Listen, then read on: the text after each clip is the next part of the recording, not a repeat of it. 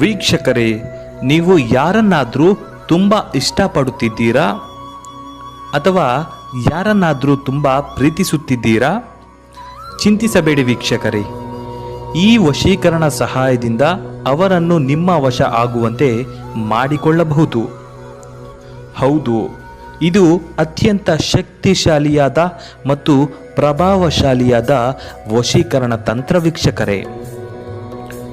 ದಯಮಾಡಿ ಇದನ್ನು ಒಳ್ಳೆಯ ಉದ್ದೇಶಗಳಿಗೆ ಮಾತ್ರ ಉಪಯೋಗಿಸಿಕೊಳ್ಳಿ.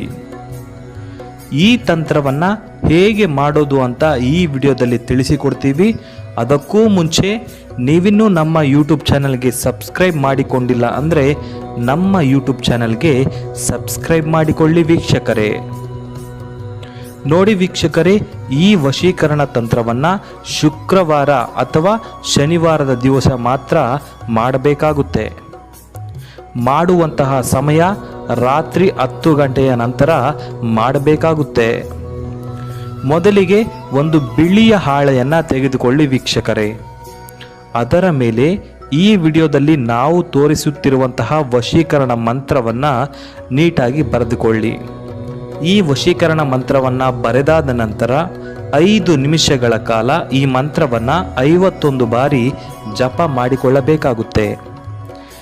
ಜಪ ಮಾಡುವಾಗ ಆ ವ್ಯಕ್ತಿಯನ್ನು ನೆನೆಸಿಕೊಳ್ಳಿ.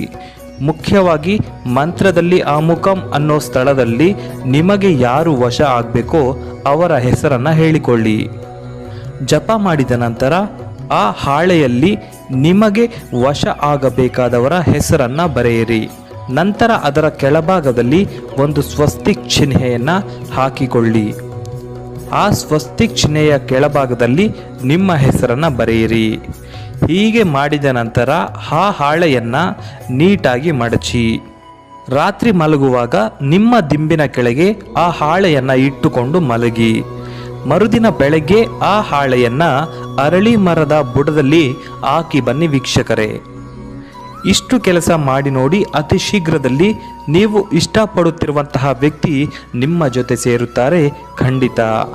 ಒಂದು ವೇಳೆ ಇದನ್ನೆಲ್ಲ ನಿಮಗೆ ಮಾಡಲು ಕಷ್ಟ ಅನಿಸಿದರೆ ಈ ಕೆಳಗೆ ಕಾಣಿಸುತ್ತಿರುವಂತಹ ಗುರೂಜಿಗಳ ನಂಬರಿಗೆ ಈ ಕೂಡಲೇ ಕರೆ ಮಾಡಿ ಜ್ಯೋತಿಷ್ಯ ಶಾಸ್ತ್ರದ ಪ್ರಕಾರ ನಿಮ್ಮ ಜೀವನದ ಸಮಸ್ಯೆಗಳಿಗೆ ಪರಿಹಾರಗಳನ್ನು ಕೊಡುತ್ತಾರೆ. ನಮಸ್ಕಾರ.